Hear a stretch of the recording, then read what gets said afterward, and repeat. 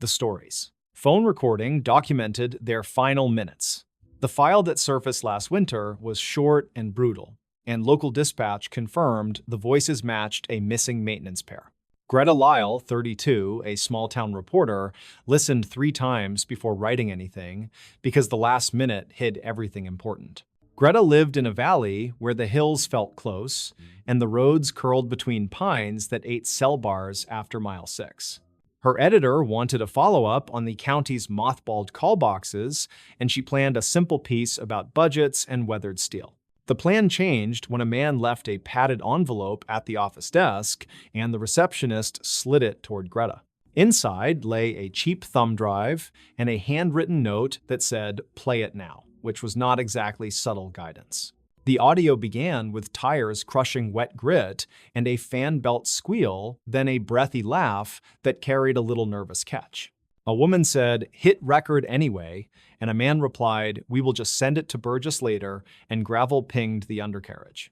Greta paused there and rewound because archived calls mentioned a supply clerk named Burgess, and the tone was easy routine. Dispatch had logged their crew leaving the yard after lunch, and the destination was a ranger turnout near a decommissioned radio tower. The county named them as Mara Keene, 29, and Colby Ash, 33. Both contract road technicians paid hourly wages. They were fixing marker posts along a flood reroute where tourists kept missing the detour, according to a memo Greta later obtained. She kept a yellow notebook, and she recorded exact timestamps straight from the audio, then cross-matched with the dispatch exit time.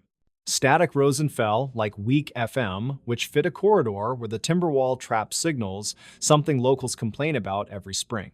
The woman on the file spoke again, and her voice changed colors like people do when they feel watched, but pretend they do not. "Do you see that cone?" she asked, and the man said, "Not our brand."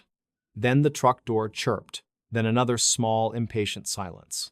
2 clicks sounded like metal against plastic, which Greta later matched to the folding rod used to set reflective stakes at bends. A train horn cried far away with 2 short blasts, then 1, and Greta wrote that pattern down and circled it 3 times. A witness told her a freight line hugs the river, and the drainage there creates its own echo that stacks horns out strangely. If the pattern matched that schedule, she could place the recording on a map within minutes, which is all any timeline really needs. At 23 minutes in, a male voice new to the scene drifted across the microphone, thin and half-carried by the wind. "You folks need a hookup," he said. And a second voice we never hear again muttered something that sounded like numbers and road letters. Greta paused again and wrote an underline under the word hookup because that is tow slang, and Colby worked nights at an actual wrecker. He would not pay cash for a roadside pull unless something felt wrong, and the county did not call contractors to rescue their own truck. Colby said, "We are good," and the stranger answered, "Road is closed ahead," which matched a rumor about impassable washouts that week. Greta called the county shop and asked about the washouts, and a foreman said the road was soft but open with flagged cones. The file captured an engine idling close, and a beeper chirped 3 times, the exact rhythm used by older reverse alarms on flatbeds. A chain clinked against a bumper, and the woman whispered, "We should go." Then the phone scuffed fabric as someone reset their grip. Greta listened to that fabric sound again and again because the microphone scraped a zipper, which gave brand and suggested jacket style. She went to the surplus store and found county-issued windbreakers with chunky metal pulls that rasp exactly like the noise at 19. The envelope had no return address, but courier records put it at a copy shop where a camera watched the counter until closing time. The clerk remembered a man with a field jacket and a gray cap, and he bought a single USB stick with cash and no receipt. Greta did not print that part, and she did not share it with anyone besides her editor, because he asked for caution and patience.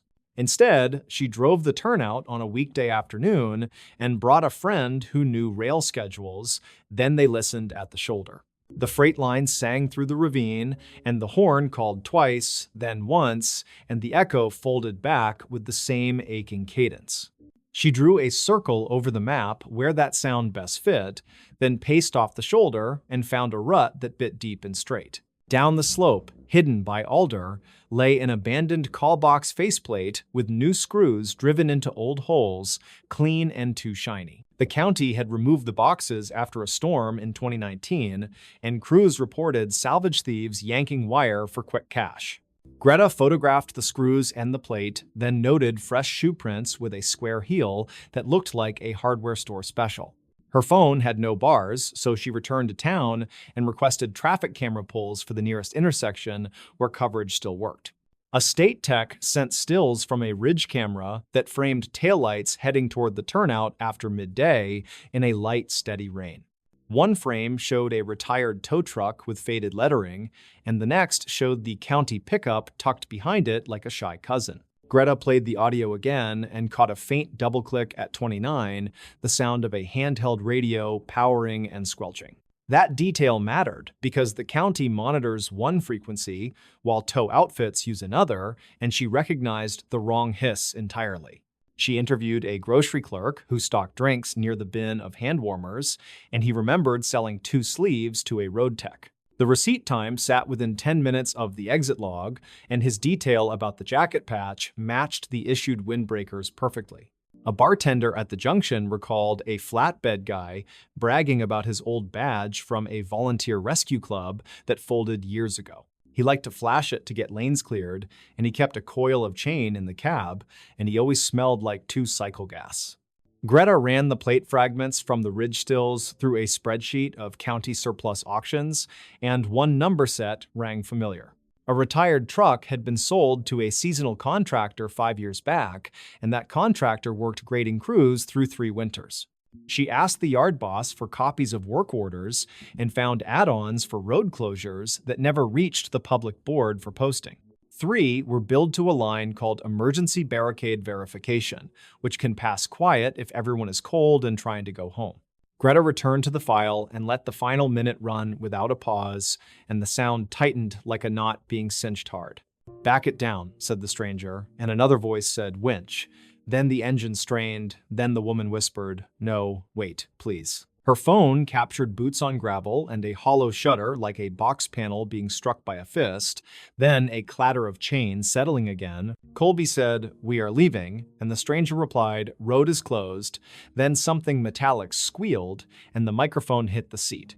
Greta recognized the squeal later when a mechanic showed her a retired foot brake on that model, which locks if someone yanks hard. A second engine revved and then drifted away, and the train horn cried again, which pinned the window tighter than any wristwatch could. The file ended with water, sound, and wind, and then a barely audible sentence that a lab enhanced for the sheriff before the case closed. A female voice whispered, "He is not alone," which fits the bartender's story, and one traffic still that shows a second vehicle tailing the flatbed. Greta never wrote the name of the contractor who later died in a solo wreck on a dirt connector above the timber line in early spring. The county cited the company for unpermitted closure devices, and a civil suit settled quietly after an insurance review and sealed filings. The recording was cited in the settlement as contemporaneous documentation, which means the phone created a timeline that prosecutors trust completely. It helped link unreported cones, a counterfeit callbox faceplate, and an old truck beeper that chirped a signature 3-note pattern. Greta visited the turnout one more time when the snow melted, and she stood where the ruts cut dark through the alder roots. She listened for horns and for chain, and she watched the waterline move, and she wrote names she would never print anywhere. A retired dispatcher took her call and confirmed that a training tape from 2015 uses the same 3 beeper chirps. It teaches rookies to ignore unauthorized closures unless a county badge verifies, because anyone can buy cones and a safety vest. Greta asked him what he remembered most from long nights watching a map blink, and he said mistakes always make more sound than luck. He said a good tech marks those sounds. Then he asked if she could hear her own pencil scratching when she replayed the last minute. She told him yes, and she told him about the zipper scrape that matched the metal pull, and he laughed, then he went quiet. He said that noise meant the person tried to pocket the phone without breaking the recording, which is a trick dispatchers teach. The bartender called once more and said a woman had started bringing flowers to the turnout, and she left them at the alder cut. He asked if Greta thought the woman was family, and Greta said she did not know and that strangers honor strangers more than most.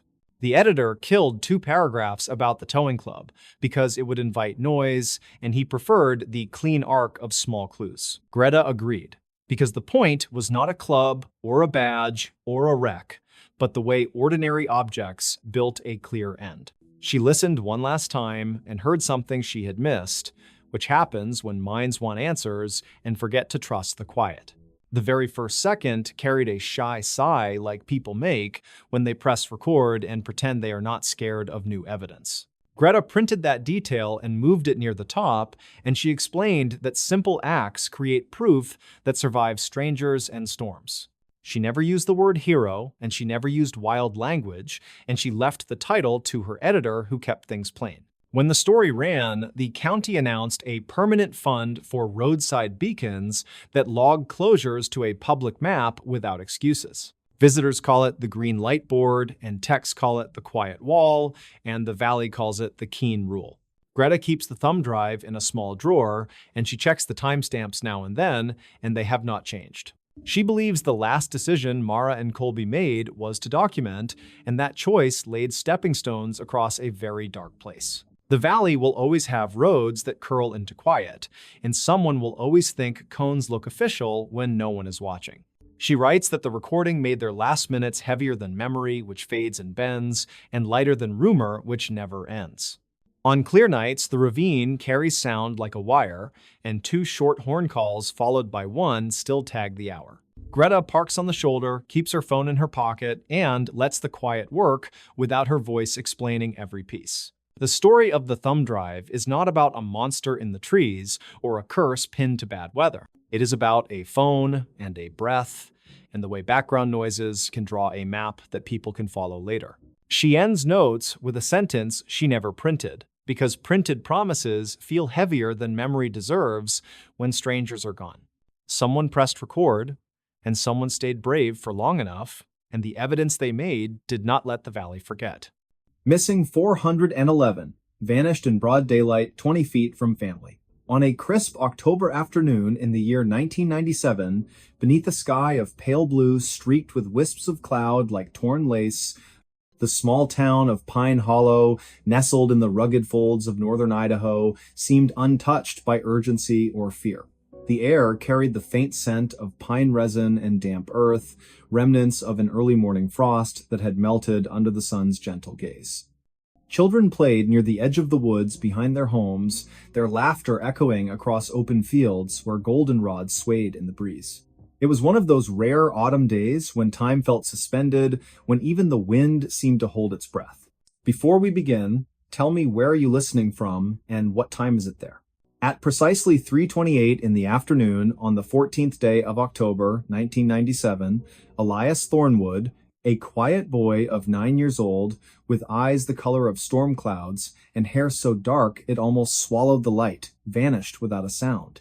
He wasn't taken from a dark alley, nor snatched during a thunderstorm, nor lured into the shadows by a stranger with hollow promises. No, he disappeared in broad daylight, just 20 feet from where his family stood, gathered in their backyard for a simple Sunday gathering. The Thornwoods lived in a modest 2-story cedar house at the end of Hemlock Lane, a gravel road fringed by towering pines and thick underbrush.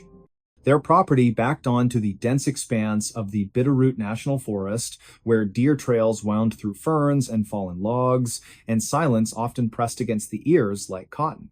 That day, Elias's grandmother, Margaret, had come down from Missoula to visit. His father, Harlan, a mechanic with calloused hands and a voice like gravel rolling in a tin can, was grilling bratwurst over a charcoal fire. His mother, Lila, wore her favorite lavender apron and stirred a pot of apple cider spiced with cinnamon and cloves. His older sister, Cora, then 11, sat cross-legged on a patch of grass, braiding daisies into a crown while humming an old folk tune passed down from her great-aunt. Elias had been playing hide-and-seek with the neighbor's son, Joran Pike, a wiry boy with freckles scattered across his nose like pepper. They'd agreed on boundaries, the fence line, the old oak tree with the tire swing, and the edge of the woods, which both parents had strictly forbidden them from crossing. Not beyond the stump Harlan had said earlier, pointing to a moss-covered log half buried in ivy. That forest doesn't forgive mistakes. It was just after 3 o'clock when Joran ducked behind the woodpile near the garage, giggling as Elias counted aloud, his back pressed against the cherry tree in the center of the yard. 10, 9, 8.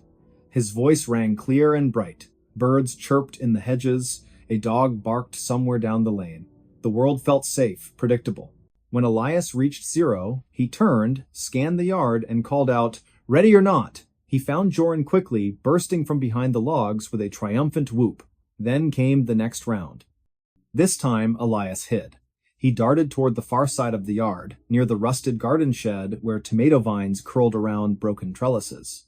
He crouched low, pressing himself into the shadow of the wall, heart thudding with excitement.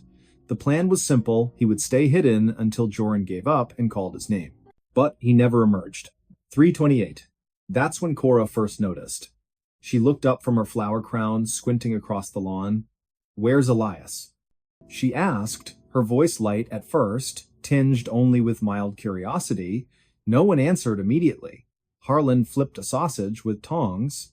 Lila poured cider into mugs. Margaret rocked gently in the folding chair, knitting needles clicking. "Elias?" Cora called again, louder this time. Still nothing. Joran frowned. "He was right here. I saw him go behind the shed." Harlan set the tongs down. "Elias, enough hiding now." Silence. Then, movement, a flicker of unease passing between the adults like a cold draft under a door. Lila wiped her hands on her apron and walked toward the shed, her steps quickening. "Elias? Sweetheart, come out. Dinner's ready." She peered around the corner. Nothing. Just a scattering of fallen leaves and a single red sneaker lying on its side. Her breath caught. "Harlan?" Her voice cracked like dry wood. "He's not here." Within seconds, the peaceful backyard erupted into chaos. Harlan sprinted to the shed, circled it twice, then pushed through the tall grass toward the tree line. "Elias! Elias!" His shouts tore through the stillness, sharp and desperate. Joran began to cry. Cora stood frozen, clutching her unfinished daisy chain, her knuckles white. Margaret rose slowly, her knitting falling to the ground. "He wouldn't go into the woods," she whispered. "He knows better." But the truth was undeniable. The boundary line marked by the old stump had been crossed. A trail of crushed ferns and disturbed soil led directly into the trees. And then, abruptly, the trail ended, as if the earth itself had swallowed him whole. Neighbors arrived within minutes. Sheriff Dale Mercer, a man with salt and pepper hair and a slow, deliberate way of speaking, arrived with 2 deputies and a German shepherd named Rex. Search teams fanned out through the forest, calling Elias's name, their flashlights cutting beams through the thinning light. Volunteers joined in local hunters, school teachers, even the postman, Mr. Havelock, who had delivered mail on Hemlock Lane for 32 years. They searched all night, they searched the next day, they dragged the creek behind the property, combed abandoned mining shafts half a mile east, checked every cabin and trailer within a 10-mile radius. Helicopters circled overhead, their rotors beating the air like frantic wings. Nothing. No footprints beyond the initial trail, no clothing snagged on branches, no signs of struggle, no ransom note, no suspicious vehicles reported. Elias Thornwood had simply ceased to exist, 20 feet from the people who loved him most. The investigation stretched for months. FBI agents reviewed grainy security footage from a gas station 3 miles away useless. Psychics were consulted, though Sheriff Mercer rolled his eyes and called them noisemakers. Tips poured in, some credible, most not. A woman in Spokane claimed she saw a boy matching Elias's description boarding a Greyhound bus with a man in a brown coat. Another caller said he'd seen a van parked near the forest edge around 3:15 that day, engine running, windows tinted, but no license plate, no confirmation. And then, silence. Years passed. The missing posters yellowed and peeled from telephone poles. The search parties disbanded. The case file grew thick with dead ends and unanswered questions, eventually labeled inactive by the county office. Yet, the Thornwoods never stopped looking. Lila kept Elias's room exactly as it was, blue walls with glow-in-the-dark stars on the ceiling, a toy truck overturned on the rug, a book splayed open on the bed. Every birthday, she lit a candle. Every Christmas, she placed a present under the tree with his name on it. Harlan quit his job at the garage and spent weekends hiking deep into the bitterroots, carving markers into trees, whispering his son's name into the wind. Cora, once a carefree girl with wildflower crowns and scraped knees, grew into a woman haunted by memory. She studied forensic anthropology at the University of Montana, determined to understand how someone could vanish without a trace. She wrote letters to missing persons databases, compared Elias's case to others, especially those in national parks or remote areas. That's when she stumbled upon something unsettling. There were patterns. Boys, mostly between the ages of 8 and 12, disappeared near forests, often within sight of family, no evidence of abduction, no bodies ever recovered. Cases scattered across different states, Montana, Colorado, New Hampshire, West Virginia, but clustered strangely around protected wilderness areas, federal land, regions with limited surveillance. One researcher, David Paulides, had compiled dozens of these cases under a project he called Missing 411. When Cora read his work, her blood ran cold. Elias's disappearance fit the profile perfectly: daylight, proximity to family, sudden absence, lack of forensic evidence. Even the terrain matched: soft soil, dense canopy, poor cell reception. But why? What connected these children? Some theories surfaced: wild animals, though no claw marks, no remains; runaways, though none left notes or took belongings; foul play by strangers, yet no witnesses, no DNA. Others whispered about more troubling possibilities: coordinated abductions, underground networks, or something darker, something the official reports refused to acknowledge. Then came the rumors. Hunters in the Bitterroots spoke in hushed tones about figures seen deep in the woods, tall, unnaturally still, moving without sound. Old-timers recalled stories from native elders about the vanishing people, spirits said to dwell in the high timber, who took children who strayed too far. Some believed the forest itself had a consciousness, a hunger. Sheriff Mercer dismissed such talk. "Grief makes people see ghosts," he said once, leaning against his cruiser outside the diner on Main Street. Truth is, sometimes bad things happen for no reason, and sometimes we never get answers. But Cora couldn't accept that. In the spring of 2016, 17 years after Elias vanished, she returned to Pine Hollow with a team of researchers and a drone equipped with thermal imaging. They scanned the forest floor, focusing on the area just beyond the stump. On the third day, the drone detected an anomaly, a shallow depression in the earth, roughly the size of a child, partially concealed by roots and moss. Soil samples revealed traces of human decomposition, but DNA testing yielded inconclusive results. Too degraded, too old. Still, it was something. That night, Cora sat on the porch of the old house, now weathered and quiet, rocking in her grandmother's chair. The stars blinked above, cold and distant. A breeze stirred the pines, whispering through the needles like voices just below hearing. And then, faintly, she heard it. A giggle, high-pitched, familiar. It came from the edge of the woods. She stood, heart hammering, eyes fixed on the darkness. "Elias?" she whispered. No answer, only the wind. But the next morning, nestled among the roots of the old oak, they found it a small wooden horse, hand-carved, one ear chipped. It had belonged to Elias. He'd carried it everywhere. It was gone the day he disappeared.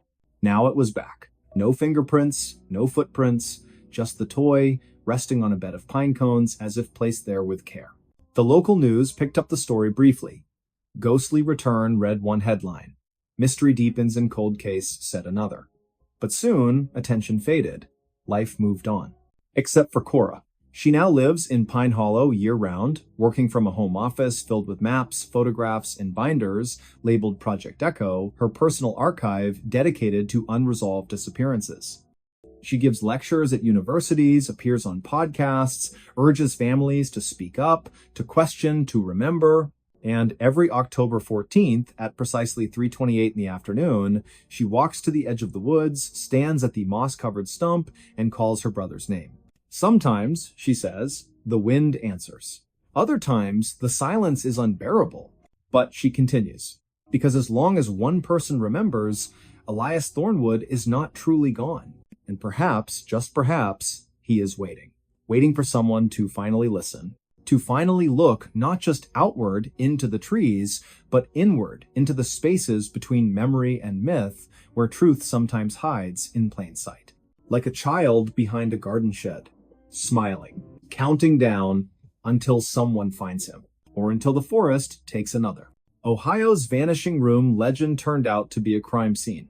In the quiet, rolling hills of southeastern Ohio, where the trees grow thick and the fog clings to the valley long after sunrise, there stands an old farmhouse just off State Route 327 near the unincorporated community of Gloucester. The structure, weathered by decades of wind and rain, has stood vacant since the late 1980s, its windows shattered, its roof sagging under the weight of time.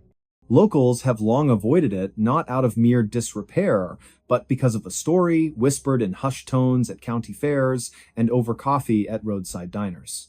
They call it the Vanishing Room, a place said to swallow people whole, never to be seen again. For years, it was dismissed as folklore, a ghost tale spun to scare children from wandering too far into the woods. But in the autumn of 2017, when a young man named Thaddeus Mallory disappeared without a trace, the legend took a chilling turn, because what investigators found behind those crumbling walls wasn't a myth, it was a crime scene. Before we begin, tell me, where are you listening from and what time is it there? It was on a crisp morning in early October, the kind where the air smells faintly of damp leaves and wood smoke curls from distant chimneys, that Sheriff Elias Crane received the call. A missing person report had been filed by the elderly aunt of Thaddeus Mallory, a 23-year-old aspiring photographer from Athens, Ohio. Thaddeus had told her he was going to explore some abandoned properties for a photo series titled Forgotten Corners. His last known message, sent via text at 6:47 in the evening on October 3rd, read, "Found something strange at the Gloucester house. The back room doesn't match the floor plan. Walls feel wrong." Then, silence.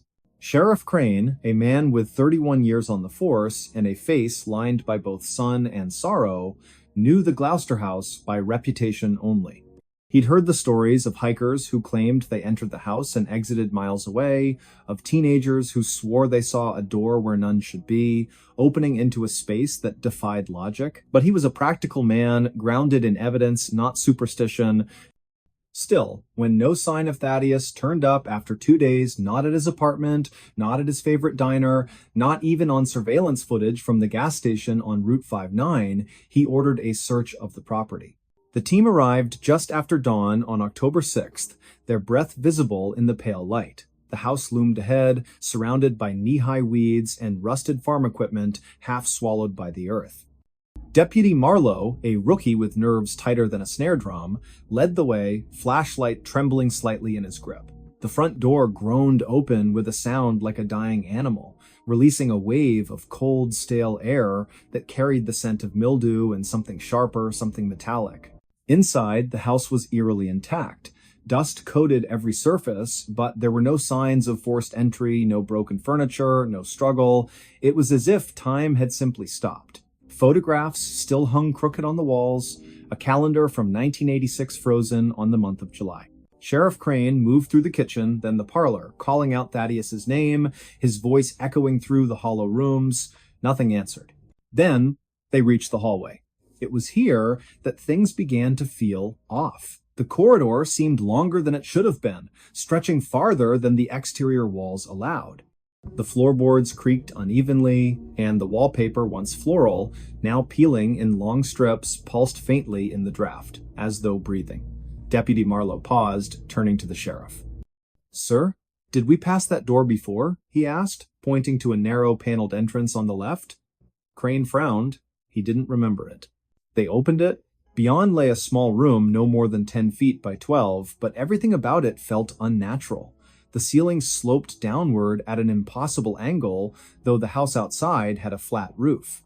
The walls were covered in crude symbols, drawn in what later tests would confirm as human blood, layered over decades.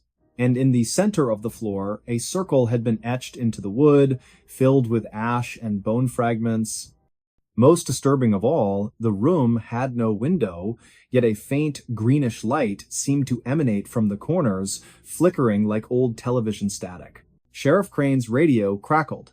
"We've got movement on thermal," came the voice of Officer Lyle, stationed outside. "Two figures, inside the house. One near the back hall. The other, sir.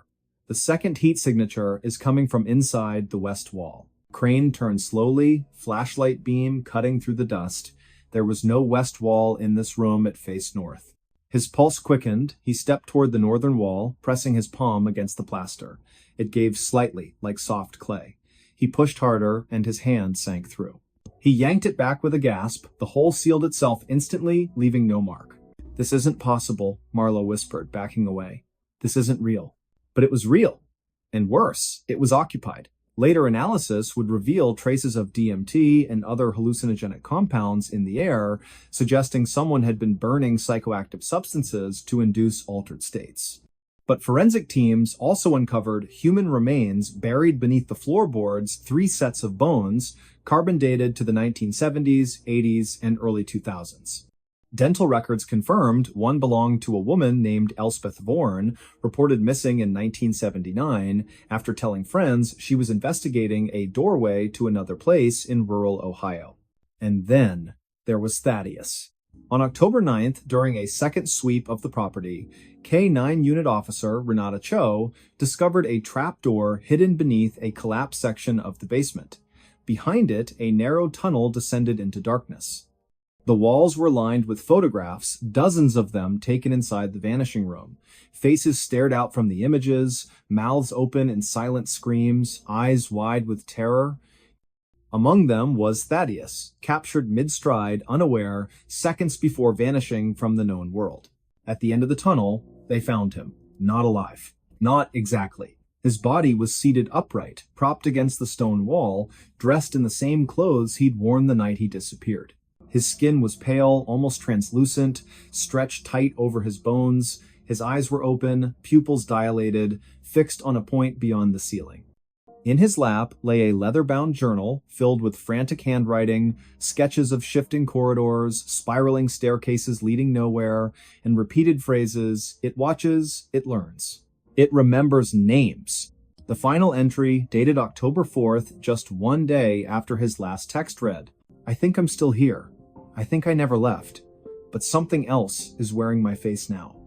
If you find this, don't go back, don't look for the door, it knows you're looking, it's always listening."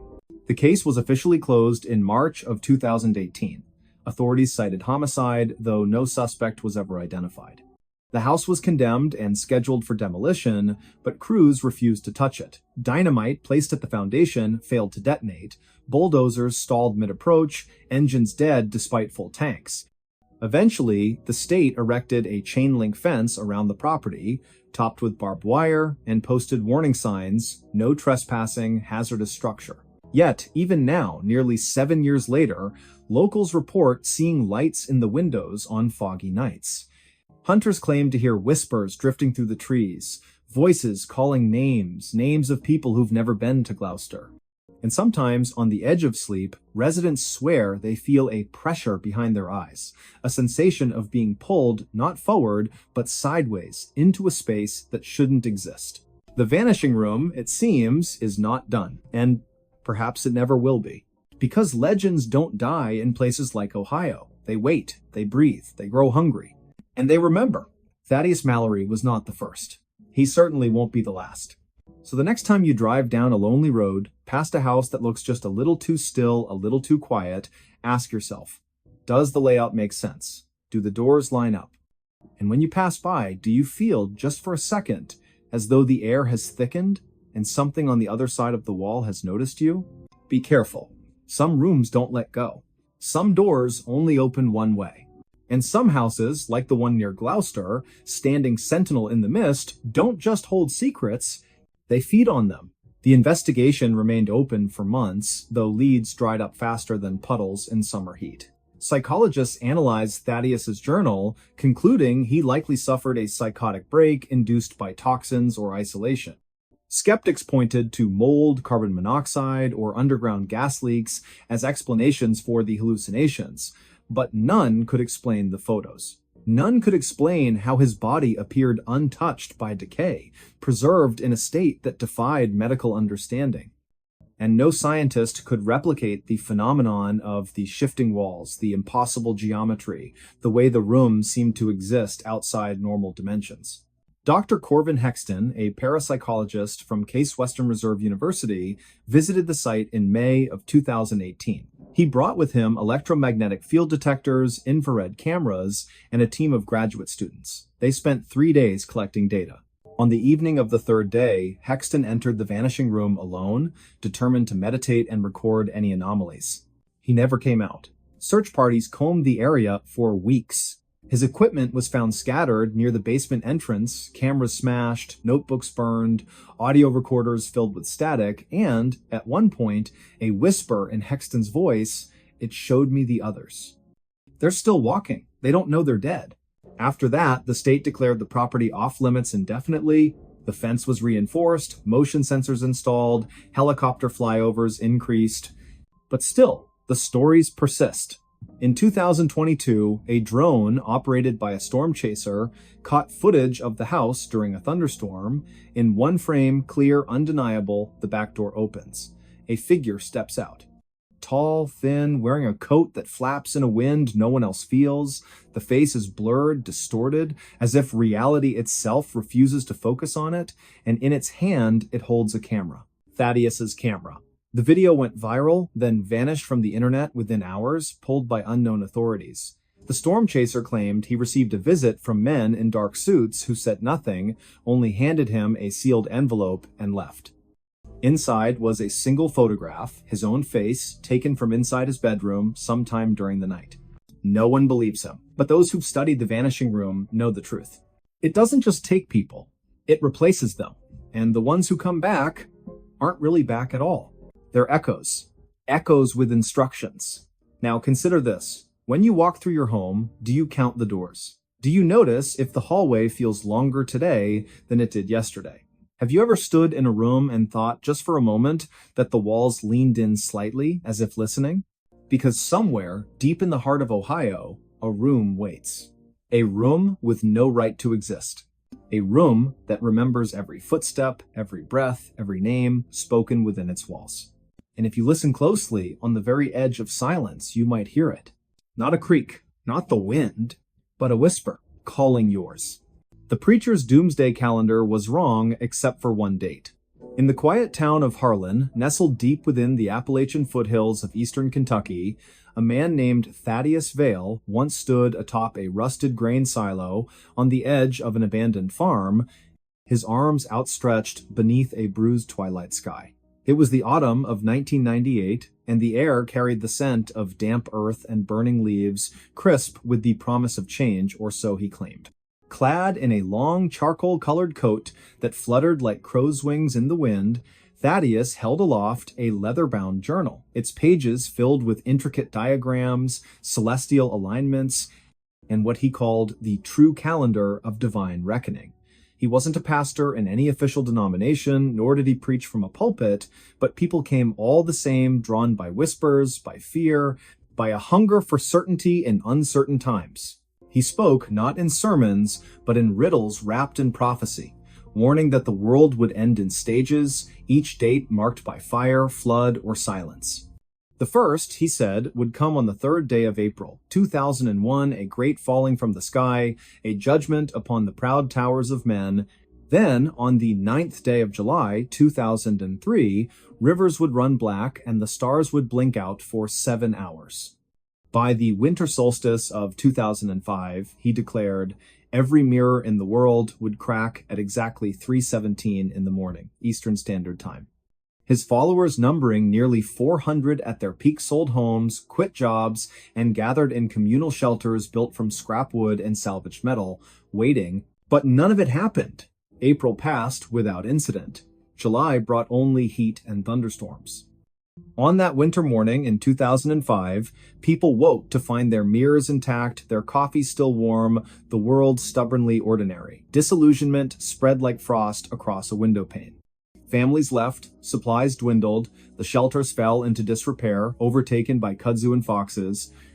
Thaddeus himself vanished shortly after, last seen boarding a Greyhound bus bound for Memphis, his journal tucked beneath his arm, his eyes hollow with something between regret and defiance. Before we begin, tell me, where are you listening from and what time is it there? Now, fast forward to the spring of 2023. A young archivist named Elwyn Price, originally from Asheville, North Carolina, though raised mostly in rural Ohio, was sorting through a donation box at the Ossuary Archive in Lexington, a little-known repository for forgotten religious texts and apocalyptic ephemera. Among crumbling pamphlets and hand-drawn star charts, she found it. Thaddeus Vale's journal, its spine cracked, its pages brittle as dried petals. At first, she paid it little mind, just another relic of millennial panic, another voice lost to time, but then, late one rainy Tuesday night, she flipped to the final page. There, in faded ink, was a single line written in a trembling hand. And when all else has failed, look to the 7th hour of the 13th day of October, 2023. That one I saw clearly. Elwyn paused. She checked the date on her phone. October 13th, 2023, exactly 1 week away. She told no one at first. Not her supervisor, Dr. Calix Renner, a stern man with wire-rimmed glasses who believed fervently in cataloging, not interpreting. Not even her roommate, a folk musician named Jory, who played a battered upright bass and claimed to speak in dreams with dead jazz trumpeters. But she couldn't let it go. There was something about the phrasing, the specificity, the weight of it. It didn't sound like the rambling of a madman. It sounded like a confession. So she began to dig. Thaddeus had based his calendar on a blend of numerology, obscure biblical exegesis, and astronomical cycles, particularly the precession of the equinoxes and the rare alignment of Jupiter and Saturn known as the Great Conjunction. Most of his calculations were flawed, built on misreadings of ancient texts and self-invented ciphers. But this final date, October 13th, 2023, coincided with nothing major in the astronomical record. No eclipse, no meteor shower, no planetary alignment of significance. And yet Elwyn noticed something strange. On that exact day, at precisely 7 o'clock in the evening Eastern Daylight Time, the moon would be at perigee, the closest point to Earth in its orbit, and positioned directly over the central United States. At that moment, the sun would have just set in Harlan, Kentucky. Coincidence? Perhaps. But then she found a second clue. Buried in an old police report from November of 2005, a year after Thaddeus disappeared, a deputy in Harlan County mentioned investigating a small fire at the remains of one of the doomsday shelters. Inside, scorched but legible, was a chalkboard with the same date, October 13th, 2023. Beneath it, someone had written, "It isn't destruction, it's remembrance." Elwyn's breath caught. She booked a train to Harlan. The journey took nearly 10 hours, winding through the Blue Ridge Mountains, past coal towns with sagging porches, and churches painted white with peeling trim. When she arrived, the air was thick with the smell of pine and distant rain. Autumn had already begun to paint the hills in amber and rust. She checked into a modest inn called the Hollow Pines Motel, room number 6, where the heater rattled and the curtains smelled faintly of mildew. That evening, she drove out to the old shelter site, guided by GPS and a hand-drawn map she'd copied from the journal. The structure was gone, only a concrete slab remained, half swallowed by ivy and wild blackberry vines. But as she stepped onto it, something shifted in the air. A stillness. A hush, as if the forest itself were holding its breath. She pulled out her phone, opened the voice recorder, and whispered, "It's October 12th. Tomorrow at 7 p.m., I'll be back." She returned at 6:45 the next evening. The sky was overcast, pale gray, streaked with violet at the edges. A cool wind moved through the trees, making the leaves shiver like hands in prayer. She sat on the edge of the slab, her jacket pulled tight, watching the minutes tick by on her watch. 6:52. 6:55. 6:58. At 6:59, the wind stopped. Not gradually, not fading. It ceased as if cut by a blade. Silence pressed down, thick and unnatural. No birds, no crickets. Even the distant hum of a highway seemed to vanish. Her pulse quickened. She glanced around, half expecting shadows to move on their own. Then, at exactly 7 p.m., a single tone echoed through the valley, low, resonant, like a bell struck deep underground. It lasted only 3 seconds, then faded, and just as quickly, the wind returned, rustling the branches, breaking the stillness. Elowen stood frozen, her skin prickled. She reached into her bag and pulled out a portable spectrum analyzer she'd borrowed from a physics professor friend, something meant to detect electromagnetic anomalies. To her astonishment, it had recorded a brief spike in low-frequency waves at exactly 7 o'clock frequency, matching no known natural source, and lasting precisely 2.8 seconds. She stared at the screen, heart pounding. Was it man-made, a military test, a geological event, or was it impossibly something else? She spent the next 6 months chasing answers. She interviewed elderly locals who remembered Thaddeus Vale, some with reverence, others with scorn. One woman, Mavis Cray, who had been 16 when the shelters were built, recalled seeing Thaddeus standing alone at midnight on New Year's Eve, 2000, staring at the stars and weeping. He kept saying, "I got most of it wrong, but one day I saw it clear." Another man, a retired geologist named Silas Tovey, confirmed that the region sat atop a network of ancient quartz veins, minerals known to amplify electromagnetic signals under certain conditions. Could Thaddeus have known? Had he discovered something by accident, by vision, by madness that science had yet to explain? Elowen published her findings in a small academic journal, careful not to claim proof, only possibility. She titled it Anomalous Temporal Events and the Psychology of Prophetic Failure. It garnered little attention except from one person. A letter arrived at the archive 6 weeks later, postmarked from Boise, Idaho. No return address. Inside, a single sheet of paper, typewritten, "You were there. I saw you on the slab. You heard it too. I've waited 20 years. He told me it would happen only once. Only for those who believed enough to doubt. Tell me, did you feel it?"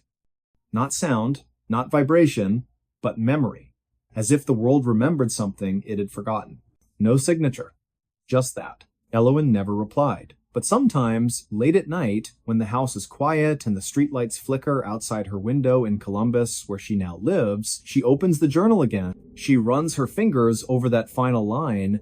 That one, I saw clearly. And she wonders, was it a hoax? A delusion? Or did Thaddeus Vale, in all his flawed brilliance, truly glimpse one moment not of destruction, but of resonance? A single date when time bent just enough for something to slip through? Not the end of the world, but a whisper from it. Think about that. What if the apocalypse isn't fire and ruin? What if it's a moment so quiet, so precise, that only the ones who are truly listening will ever know it happened? And what if it already did? October 13th, 2023, 7 o'clock in the evening, Eastern Daylight Time.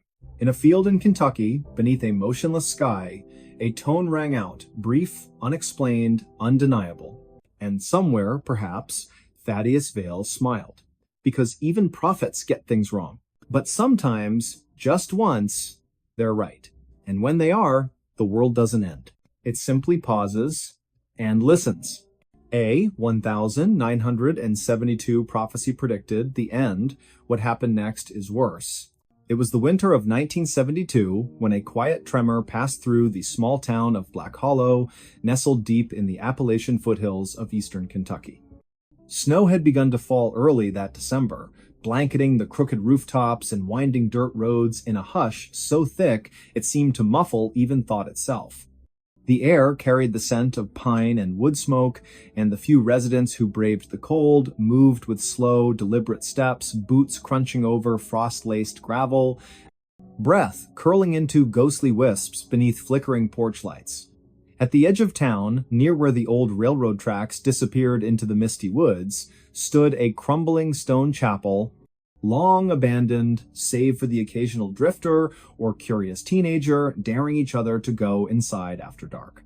The chapel had once belonged to a short-lived religious sect known as the Covenant of the Final Dawn, a group that sprang up in the late 1960s, led by a man named Thaddeus Vale, whose sermons spoke not of salvation, but of reckoning. He claimed to have received visions during a near-fatal fever in the summer of 1968. Visions of fire falling from the sky, of cities sinking into silence, of a great stillness descending upon the earth like a shroud. His followers, no more than 30 at their peak, built the chapel themselves using river stones and salvaged timber, believing it would serve as a sanctuary when the end came. And according to Vale's final prophecy, inscribed in charcoal on the chapel's inner wall just days before he vanished without a trace, the end would arrive precisely at 3:17 in the morning on December 21st, 1972. Before we begin, tell me, where are you listening from and what time is it there? Now, nearly 5 decades later, the date stirs faint echoes in those who remember. Not because the world ended that night, but because something far more unsettling took place instead. Something that didn't make the newspapers, wasn't captured by radio signals, and left behind only whispers buried beneath layers of denial and disbelief. That evening, a handful of townspeople gathered at the general store, run then by Eldon Mirth, a wiry man with sharp eyes and a habit of speaking in riddles. He kept an old wind-up clock above the counter that never quite matched the time on anyone's wristwatch. By 7 o'clock, the store was unusually full. Minnie Galloway, the postmistress, sat knitting by the pot-bellied stove, her fingers trembling slightly as she looped the yarn.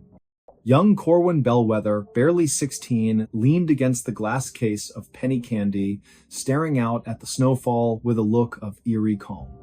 And in the back corner, nursing a cup of black coffee, sat Lyrael Crane, a woman who'd arrived in Black Hollow only weeks earlier, claiming to be researching local folklore for a university in Ohio.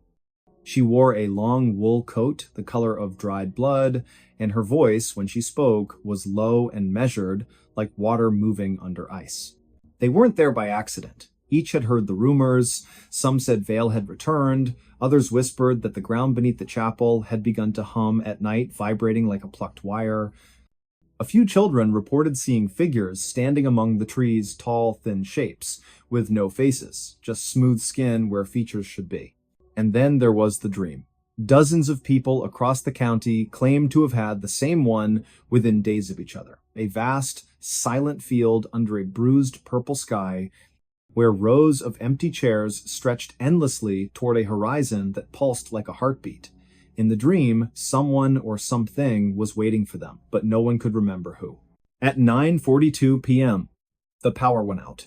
Not just in Black Hollow. Every home, every streetlight, every radio tower within a 30-mile radius lost electricity simultaneously. The darkness was absolute. No stars pierced the clouds. No moon cast its glow. Even the snow seemed to absorb light rather than reflect it. Inside the store, Eldon lit a kerosene lamp, its flame casting long, wavering shadows across the walls. No one spoke. Outside, the wind died. The snow stopped falling mid-air, suspended in glittering crystals that hung motionless between earth and sky. Then, at exactly 2:58 a.m., the clock above the counter began to chime. This was impossible. It was a wind-up clock. It hadn't worked properly in years, and yet it rang 12 times, each tone deep and resonant like a bell tolling underwater. When it finished, Lyrael stood slowly, her chair scraping against the wooden floor. "It's starting," she said. Her voice did not waver. He wasn't wrong, he just misunderstood. No one moved. Corwin's hands clenched around the edge of the candy case. Minnie dropped her knitting, the needles clattering to the floor. Eldon stared at the clock, his face pale, lips parted as if trying to form words that wouldn't come. At 3:17 a.m., the exact moment prophesied, something shifted. It wasn't an explosion, not an earthquake, not even a sound at first. It was a sensation, as if the air itself had grown thinner, as if reality had exhaled and forgotten to inhale again. The suspended snowflakes began to fall once more, but slowly, too slowly, like sand through an hourglass turned sideways. Then, from the direction of the chapel, a single note rose a tone so pure and high it made the teeth ache. It lasted only seconds before fading into silence. And then, the lights returned. Electricity surged back through the lines, radios crackled to life with static, the clock above the counter stopped chiming, frozen once more at 10 past 10. Outside, the snow fell normally. Birds chirped in the trees. The world seemed unchanged. But it wasn't. Over the next few days, things began to unravel, not all at once, but in quiet, insidious ways. People reported missing hours. Corwin swore he'd walked to the chapel that night, though his boots were dry and untouched by snow. Minnie found letters in her mailbox addressed to people who had died years ago, written in handwriting she recognized but couldn't place. Eldon discovered that his wind-up clock now ran backward, its hands creeping counterclockwise with unnerving precision. And Lirael? She disappeared the next morning, leaving behind only a notebook filled with symbols and dates. Dates that stretched far beyond 1972, looping forward into the 21st century and beyond. One page bore a single sentence written in careful script. The end did not come. It arrived earlier, and we simply failed to notice. Black Hollow never recovered its sense of normalcy. Not really. Children born after that winter often spoke of dreams they couldn't explain, of standing in line, barefoot on cold stone, waiting to cross a bridge that led nowhere. Some grew up unable to feel fear. Others could not cry. A few claimed they remembered lives they'd never lived, names they'd never been given, cities that didn't exist on any map. The government eventually sent investigators, men in dark coats, who asked questions but took no notes. They visited the chapel, found nothing but dust and mildew, and declared the site structurally unsound. It was demolished in the spring of 1973. No records remain of what they may have seen or chosen to ignore. Yet, the strangest part isn't what happened that night, it's what continues to happen. Because every December 21st at precisely 3:17 in the morning, clocks across the region stop. Not all of them, just enough. And in homes near the old rail line, people wake suddenly, hearts pounding, convinced someone has just whispered their name, the air grows thick, breathing becomes difficult, and for exactly 13 seconds, the world feels hollow. As if something vital has been removed, replaced by a perfect, echoing absence. Scientists have offered theories, geomagnetic anomalies, infrasound waves, mass hallucination triggered by seasonal affective disorder, but none can explain why dogs refuse to bark during those seconds. Why newborns delivered at that exact time never cry. Why, in rare cases, individuals report seeing a figure standing at the foot of their bed, tall, gaunt, wearing a long coat, holding a notebook open in one hand, writing steadily with the other, and perhaps most chilling of all, why some who experience it claim to recognize the figure, not from photographs, not from stories, but from dreams, from memories that don't belong to them. In the years since, scattered accounts have surfaced, letters tucked into library books, audio recordings uploaded to obscure corners of the internet, diary entries found in attics after the owners have passed. All speak of the same phenomenon, all mention the date. All describe that 13th second, the pause in existence, the breath held too long, the sense that something ancient and patient is watching, waiting, counting. One such account came from a retired schoolteacher in rural Indiana, writing in 2015. I was only 6 when it happened, but I remember the silence. My mother used to say, the world stopped spinning for a moment. I didn't believe her until I felt it again last year. It's getting longer. Not much, maybe half a second more than before, but it's growing. And I hear them now, faintly, like voices through a wall. They're calling names, not ours, names from before.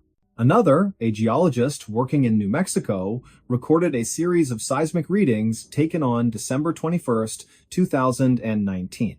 His instruments detected no earthquake, no tremor, just a single, isolated pulse of energy emanating from somewhere deep beneath the Appalachian Range. The waveform resembled nothing natural. It looked, he wrote, like a heartbeat, but one that shouldn't exist. And then there's the recording, widely dismissed as a hoax, that surfaced on a now-deleted podcast in 2022. It begins with ambient noise, wind, distant traffic, the rustle of fabric.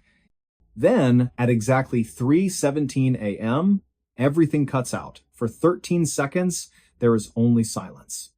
And then, just as abruptly, a voice, soft, genderless, speaking in perfect English with no discernible accent, says, "We are sorry, it must be this way. You were never meant to wake up." The recording ends there. To this day, No one knows who made it or why. But here's what no one wants to admit. The prophecy wasn't wrong. It was precise. The end did come on December 21st, 1972 at 3:17 in the morning. But it wasn't the end of the world. It was the end of reality, at least, the reality we believed we inhabited. What followed wasn't destruction. It was replacement, a subtle, seamless overwrite. Like changing film in a projector while the audience watches, unaware the image has shifted. Those who felt it, the ones who woke in terror, who sensed the absence, who saw the figure in the coat, they're the ones who almost broke through. And the ones who remember fragments, who carry the weight of knowing something is deeply off, they're not crazy, they're the survivors of a transition no one else acknowledges. And the worst part? It's still happening. Every year, the pause grows. Not enough for most to notice. But for those sensitive to the shift, the ones who've always felt out of step with the world, who dream in colors that don't exist, who hear music when no one is playing, it's becoming harder to ignore. Time doesn't flow the way it used to. Memories blur at the edges. Faces in photographs seem subtly wrong. Loved ones sometimes speak with slight delays, as if echoing from a room just out of reach. And in the deepest hollows of Appalachia, where the trees grow too close together and the fog never quite lifts, locals still avoid the old rail path after midnight. Hunters refuse to camp near the ruins of the stone chapel. And on cold December nights, when the wind howls just right, some swear they can hear faint chanting words in no known language, rising from beneath the earth. They say Thaddeus Vale didn't vanish, he was taken, not killed, not imprisoned, but promoted, given a role in whatever lies beyond the veil. And the notebook Lyra L left behind? It wasn't a record of the future, it was a ledger, a list of names, of souls who resisted the change, of those who might, one day, need to be corrected. So when you hear your clock tick strangely tonight, when your dog whimpers at nothing, when you wake suddenly, certain someone called your name, but no one's there, ask yourself, did the world survive 1972? Or did it merely continue pretending? This desert town exists to hide something. The night siren proves it. The sun had long since collapsed behind the jagged teeth of the Sierra Lamitas, painting the sky in bruised purples and fading oranges, when Elias Thorne first stepped onto the cracked asphalt of Drywater Junction. The air hung thick with dust and silence so deep it pressed against the eardrums like cotton soaked in oil. No crickets, no wind, not even the distant hum of a generator broke the stillness. Just the soft crunch of Elias's boots on gravel and the slow creak of a rusted sign above him that read, "Welcome to Drywater Population 17." That number, he would later learn, was not quite accurate and never had been. Before we begin, tell me, where are you listening from and what time is it there? It was late September in the year 1997 when Elias arrived, a geologist contracted by the Bureau of Land Management to assess subsurface erosion patterns near the Mojave Fringe. He wasn't supposed to stay longer than 3 days. But Drywater had other plans. The town clung to the edge of the desert like a scab, refusing to heal wooden shacks leaning at odd angles, their windows boarded or shattered, paint peeled into ghostly curls. A single gas station stood open, its fluorescent light flickering like a dying heartbeat. Behind the counter sat a man named Orrin Vexley, gaunt as a scarecrow, eyes milky with cataracts that didn't quite hide the sharpness beneath. He handed Elias a room key without asking for ID, without smiling, and said only, "Don't go out after sundown, especially if you hear the siren." "I think the same." Elias laughed, then nervously, more out of discomfort than disbelief. "Siren? Like an air raid?" Orrin didn't blink, like nothing you've heard, and once you do, it stays with you, in your bones. That night, Elias lay on a lumpy cot in room 4 of the Dustvale Motel, the ceiling fan turning with a lazy metallic groan. Outside, the moon hung low and yellow, casting long shadows that seemed too tall, too thin to belong to any natural object. He'd just closed his eyes when it came a sound so unnatural it froze the breath in his lungs. It began faintly, like whine through a canyon, but quickly swelled into a high-pitched wail, melodic yet dissonant, rising and falling in intervals that defied human tuning. It wasn't electronic. It wasn't animal, it carried weight like something ancient being dragged across stone. The siren pulsed through the walls, vibrating the glass in the window, making the metal bedframe hum. And beneath it, almost imperceptible, were voices whispering, overlapping, speaking in no language Elias recognized, yet somehow understood in flashes. They watch from below, one seemed to say. The hollow ones, remember. He bolted upright, heart hammering, sweat slick on his neck. He reached for the lamp, knocking over a glass of water. The siren stopped instantly. Silence crashed back like a slammed door. No birds, no footsteps, nothing. He waited nearly an hour before daring to peer outside. The street was empty. But in the dirt, beside the motel's foundation, something caught his eye: footprints. Small, barefoot, too narrow to be human. They led from the edge of the lot toward the dry riverbed, vanishing where the sand turned black and glassy, as if scorched by fire. The next morning, Elias tried to ask about the siren at the diner, the Rust Spoon, a dim place with cracked vinyl booths and coffee that tasted like burnt rubber. A woman named Merelda Cray sat nursing a cup, her hair pulled back so tightly it made her cheekbones look like knife edges. She looked up when Elias mentioned the sound. "You heard it," she said flatly, not a question. "I did. What is it? Some kind of test? Military?" Merelda set her spoon down with a click. "The siren calls them, brings them closer. We used to have a curfew during the war, World War II, 1943, when the army came through. Built something underground, said it was radar, but the siren started then. First time, then stopped for years, came back in 1978, again in 1989. And now it sings every few nights." Elias frowned. "Who built it?" She leaned forward, voice dropping. "Not who. What? They weren't soldiers, not all of them. Some wore uniforms, yes, but others moved wrong. Too smooth, too quiet. One of them, he had no shadow." Elias wanted to dismiss her as paranoid, superstitious, but the footprints, the silence, the way the townspeople avoided certain streets after dark. And Oren, when questioned, simply muttered, "We keep the lights off, we don't answer doors, and we never ever whistle at night." Curiosity became obsession. Over the next week, Elias combed through the county archives in nearby Blythe, though most records from the mid-20th century were missing or burned. What he found instead were fragments, a classified project codenamed Operation Hollow Veil, referenced in a declassified memo from the Department of Defense dated March of 1944. Mentioned briefly, acoustic resonance experiments conducted in isolated zones intended to disrupt enemy signal propagation, but the location was redacted. Only a grid coordinate remained, plotted directly beneath Drywater Junction. He returned with a ground-penetrating radar unit borrowed under false pretenses. Working under cover of darkness, he scanned the area near the old rail spur, half a mile east of town. At a depth of 230 feet, the machine picked up a vast hollow chamber circular, approximately 300 yards in diameter.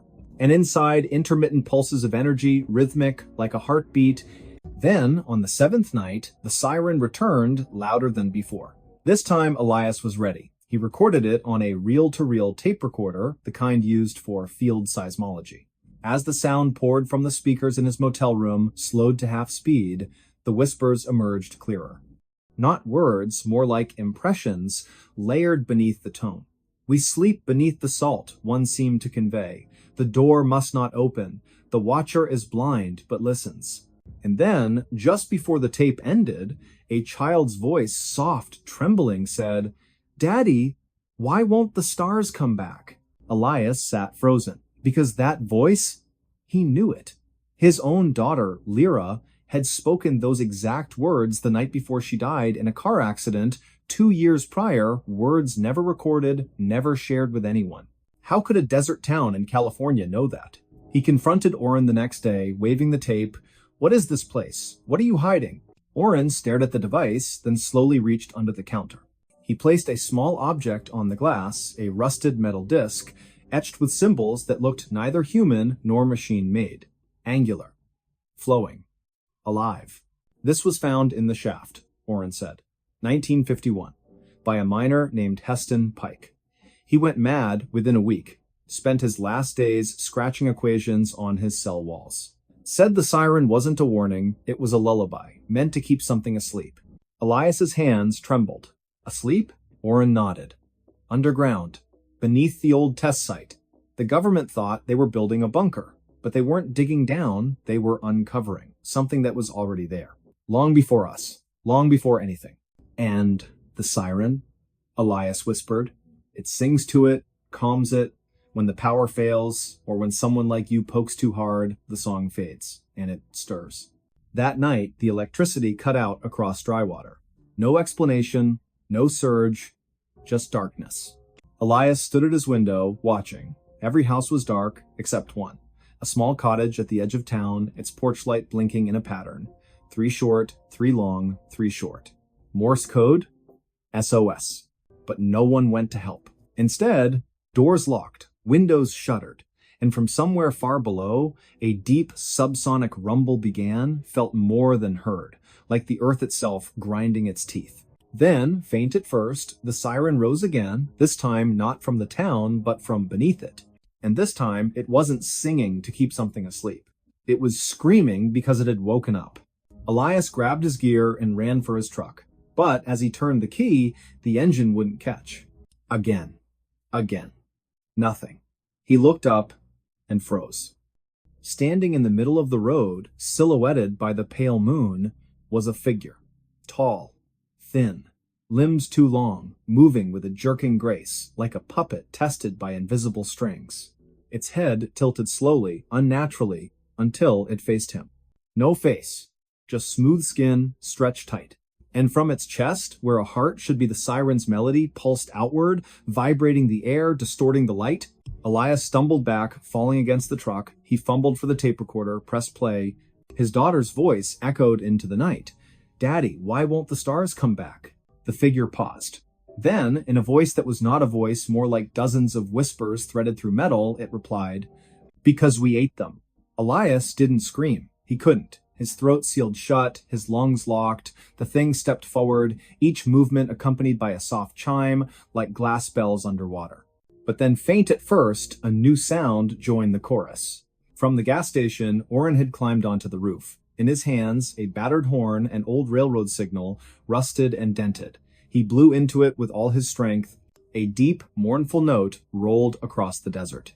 The figure stopped, turned. Another blast, and another.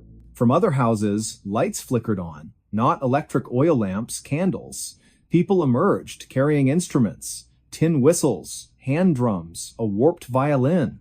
They formed a circle around the edge of town and began to play not music, but a complex sequence of tones, rising and falling in precise patterns. The siren from beneath the earth faltered. The figure twitched, then slowly, painfully sank to its knees. Its form blurred, like heat over asphalt, and then collapsed into a pile of fine gray ash. Silence returned. But not peace. Oren approached Elias, breathing heavily, the horn dangling from his fingers. "You shouldn't have come back," he said. "Now it knows your voice, knows your grief. It'll call to you again. In dreams, in static, in the silence between radio stations." Elias swallowed. "What was that thing?" "A scout," Oren said. "A listener, sent ahead. If the song stops for too long, they send more, and if the song dies completely, he didn't finish." "What happens?" Oren looked toward the horizon, where the first hint of dawn stained the sky blood red. "The sky goes dark, not at night, forever, and the ones below climb up." Elias left Drywater the next morning. Officially, he filed a report citing geological instability and abandoned infrastructure. Unofficially, he destroyed the tapes, except one. The one with his daughter's voice. He kept that buried in a safe behind a false wall in his Denver apartment. But sometimes, on still nights when the power blinks, he hears it a faint, melodic wail, coming not from outside, but from within the walls. And when he presses his ear to the plaster, he doesn't hear the siren. He hears knocking. 3 taps. Pause. 3 more. Then a whisper. "Let us sing you to sleep." To this day, no satellite imagery shows Drywater Junction clearly. Clouds always seem to gather above it, even in drought. GPS signals fail within a 5-mile radius. and travelers who claim to have passed through often cannot recall the name of the town, only the silence, only the feeling of being watched from below. And if you drive through the Mojave after midnight and your radio begins to crackle with a strange, haunting tone, do not stop, do not listen, do not answer if something calls your name in a voice you once loved. Because some towns exist not to welcome, but to warn. And Drywater is still singing. He robbed banks without saying a word. The note was for police only. In the quiet hours of a late autumn morning, when frost still clung to the sidewalks of suburban Cleveland and the sun had barely risen above the steel-gray rooftops, a man walked into the Huntington National Bank on East 93rd Street with nothing but a folded piece of paper in his hand. It was the year 2013, November the 12th, just past 9 o'clock, and the air inside the bank was warm too, warm filled with the soft hum of fluorescent lights and the faint scent of coffee from the lobby dispenser. He wore a navy blue windbreaker, unzipped, over a plain gray hoodie, jeans that had seen too many washes, and scuffed work boots. Nothing about him stood out, not his height, not his build, not even the way he moved. Calm, deliberate, silent. Before we begin, tell me, where are you listening from and what time is it there? He approached the second teller window where a woman named Marjorie, her name tag slightly crooked, was counting change into a tray. She looked up, smiled politely, and said, "Good morning. How can I help you?" He didn't return the smile, didn't speak. Instead, he slid the folded note across the counter. Marjorie picked it up, unfolded it slowly, her eyes scanning the neatly printed words. "This is a robbery. Put $10,000 in this bag. No die packs, no marked bills. I am armed. Do not alert police. This note is for you only. After I leave, call them." Beneath it, a small brown paper sack lay flat, like something from a grocery run. Her fingers trembled, her breath caught. She glanced up. He hadn't moved. His hands were empty, palms down on the counter, but his eyes, they held hers. Not angry, not wild, just steady, cold, like ice over deep water. She nodded once, turned quietly, and began gathering bills from her drawer. 10 stacks of $100 bills. She placed them carefully into the bag, sealed it with a fold, and pushed it back toward him. He took it, slid it under his jacket. Then, without a word, he turned and walked out the front door, disappearing into the pale morning light. No alarm, no shouting, no panic at first.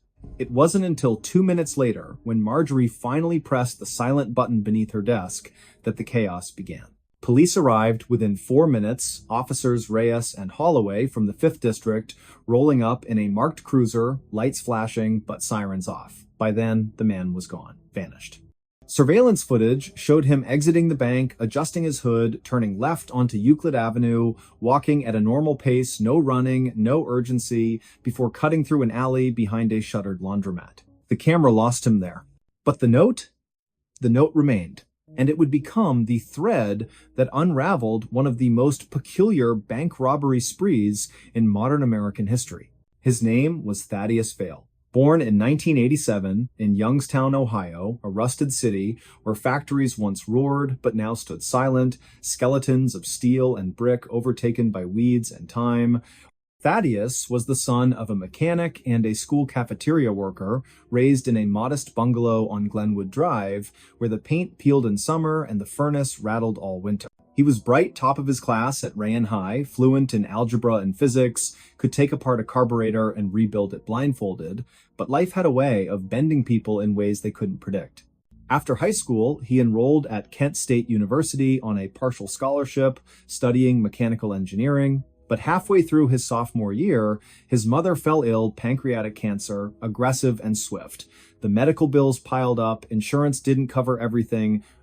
Thaddeus dropped out to care for her, working double shifts at a warehouse in Akron, hauling boxes from midnight to dawn. She passed in the spring of 2010, and when she did, something in him cracked. Not loudly, not dramatically, but deeply. He drifted after that, lived in motels with weekly rates, took odd jobs, janitorial work, tree trimming, snow plowing, never stayed in one place longer than a few months. He avoided people, spoke little, read constantly philosophy, criminology, old detective novels, and somewhere in those pages, in the quiet solitude of motel rooms lit by flickering lamps, an idea formed. If banks were machines, then perhaps they could be manipulated like any other mechanism. Clean, precise, no violence, no hostages, just a message, a demand, a transaction. And so, in the fall of 2013, Thaddeus Vale began his campaign. The Huntington robbery was the first, but not the last. 3 days later, on November the 15th, another note appeared, this time at a PNC branch in Parma, Ohio. Same handwriting, same calm, chilling tone, $10,000. In cash. No tricks. I will not harm anyone, but I am armed. Leave the money in the bag, walk away, call police when I'm gone. Again, no words spoken. Again, the teller complied. Again, he vanished. Then, on November the 18th, a third bank, Fifth Third, this time in Medina, same method, same silence, same result. By now, local news had caught wind. Headlines screamed, "Silent Bandit strikes again." Police released grainy stills from security footage back of headshots, blurred faces, a man in a hoodie moving like a shadow between buildings. Task forces were assembled.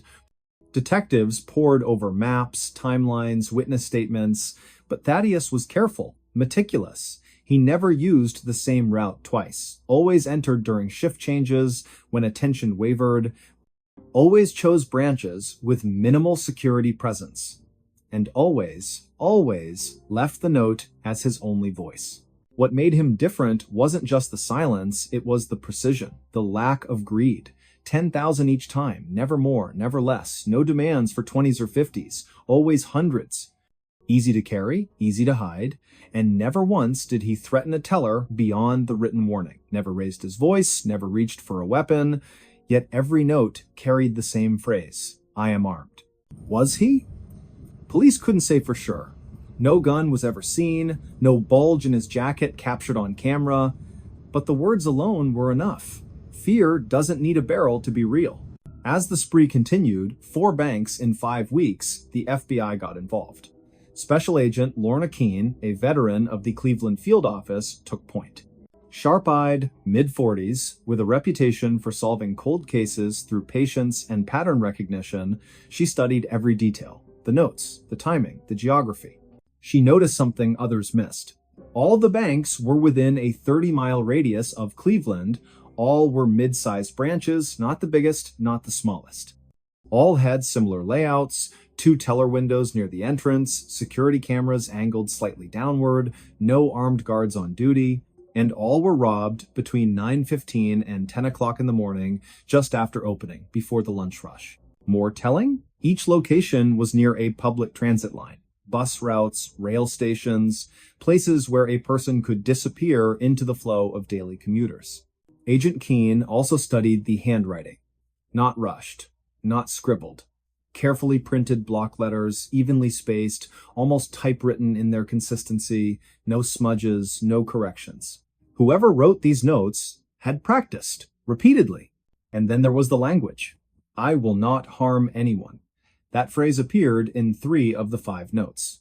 Not typical for a robber. Most threats are vague, aggressive, designed to intimidate. But this sounded almost apologetic, defensive, as if he needed to justify his actions even to himself. Keene leaned back in her chair one evening, the glow of her computer screen casting long shadows across her office. Outside, rain tapped against the window.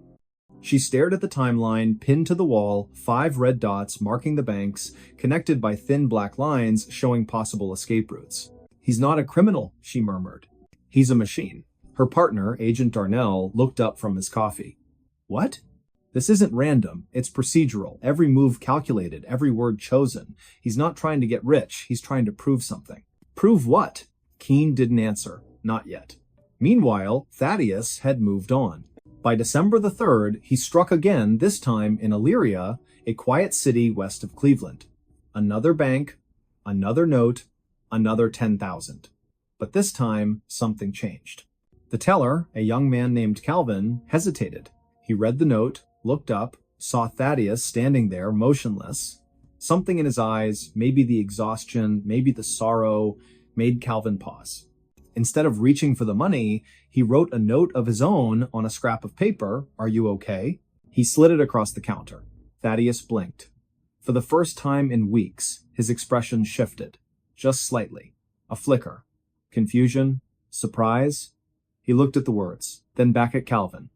Then, slowly, he reached into his pocket not for a weapon, but for a pen. He wrote beneath Calvin's question, "I have to do this. Please, just give me the money." Calvin nodded, fetched the cash, handed it over. And Thaddeus left. But that exchange haunted him. That night, in a dimly lit motel room on Oberlin Road, he sat on the edge of the bed, the stolen money stacked neatly on the dresser. He hadn't spent $1, not one. The bags remained sealed. He hadn't bought food, clothes, shelter, nothing. He opened a notebook, thick, leather-bound, filled with equations, diagrams, lists. On the latest page, he had written, "Objective, $60,000. Purpose, clear debt, restore dignity, end cycle." 60,000. That was the number. The sum of his mother's unpaid medical bills, the balance that had ruined his credit, barred him from loans, kept him from rebuilding. 60,000, and he was halfway there. But now, Calvin's question echoed in his mind. "Are you okay?" No, he wasn't. He hadn't slept through the night in months. Dreams of his mother calling his name from a dark hallway, waking up, sweating, heart pounding. The weight of the lie, the fiction he'd created, pressed on his chest like a stone. He wasn't a monster, but he wasn't innocent either. On December the 9th, he entered a key bank in Lorraine. Same routine, same note, same silence. But as he waited for the teller to gather the money, he noticed something different. A photo on her desk. A little girl, maybe 6 years old, smiling in a yellow dress. Beside it, a small Christmas ornament, handmade, glued on glitter, crooked star on top. His throat tightened. For the first time, he looked around. Really looked. The bank wasn't just a machine, it was full of people. A man in a suit tapping his foot, waiting to deposit a paycheck. An elderly woman struggling with her purse. A janitor mopping the far corner, humming softly. These weren't cogs, they were lives. And he was disrupting them. When the teller handed him the bag, he didn't take it immediately. He stared at it. Then at her. Her name tag read Nadia. She gave a small, nervous nod. He whispered so low, only she could hear, "I'm sorry." Then he turned and walked out. But not far. He didn't go to the alley. Didn't vanish. Instead, he sat on a bench outside a gas station half a block away, the bag at his feet, his head in his hands. 20 minutes later, Officer Reyes, same officer from the first robbery, pulled up, responding to a call about a suspicious person. He recognized the description. Hoodie, windbreaker, sitting still. He approached slowly, hand near his sidearm. "Sir, you all right?" Thaddeus didn't look up. "I robbed 5 banks," he said, voice hollow. "The money's in the bag. I didn't spend it. I want to turn myself in." Reyes froze. "You what?" "I have the notes. Everything. I'll cooperate. Just don't shoot me." And just like that, it was over. Back at the station, Thaddeus was processed quietly. No cuffs at first, no shouting. When Agent Keene entered the interrogation room, she studied him for a long moment. "You're not what I expected," she said. He looked up. "I'm not who I thought I was either." She Saturday, "Why? Why do this?" He exhaled. "To pay my mother's debts, to stop feeling like a failure. I thought if I could fix that one thing, maybe I could start over." And the silence? I didn't want to scare anyone. I didn't want to hurt anyone. Words, they can make things worse. But a note, you can read it, decide how to respond, gives people control. Keene leaned forward. "You wrote, 'I am armed every time.' Were you?" He hesitated, then shook his head. "No, I wasn't. But I knew they'd believe it. Fear works faster than truth." She nodded slowly.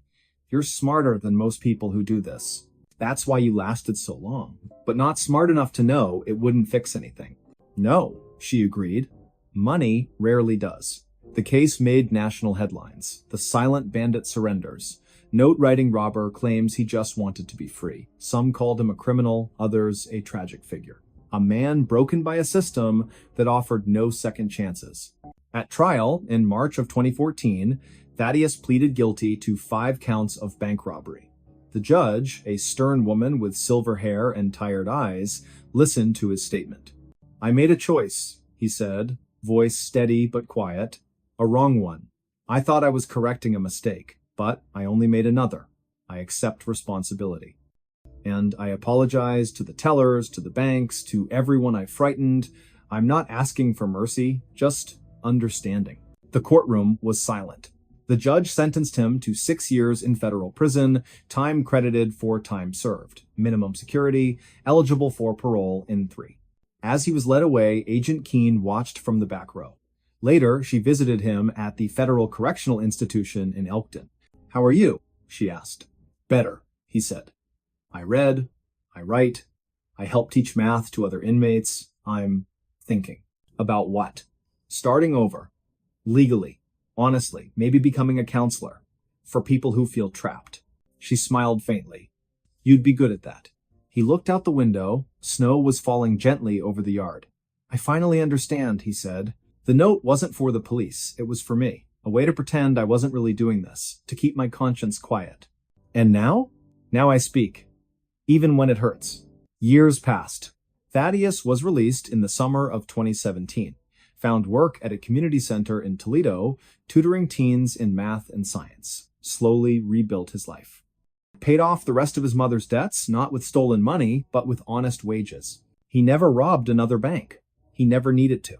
Because sometimes the bravest thing a person can do isn't to take silence as armor, but to break it and speak.